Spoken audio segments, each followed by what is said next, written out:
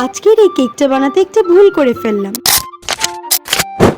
Hi everyone, আজকের অর্ডারটা ছিল আমাদের পাড়ার একটা ছোট্ট বোনের। আমি তখন স্কুলে যাচ্ছিলাম, হঠাৎ করে ওর সাথে দেখা। ও আমাকে জিজ্ঞেস করলো, দিদি তুমি কেক বানাও না?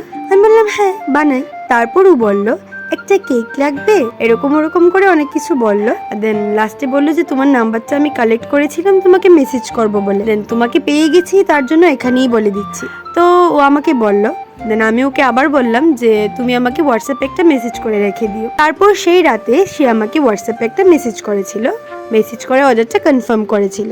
ও নিয়েছিল ছোট্ট একটা বেন্টো কেক ওর ভাইয়ের জন্য, আর ফ্লেভারটা রেখেছিল বাটারস্কচ। তারপর কেকটা বানাতে শুরু করলাম, কিন্তু কেকটা বানাতে বানাতে না আমি একটা ভুল করে ফেললাম। আমি কেকটা একটু বেশি হাইট করে ফেলেছিলাম।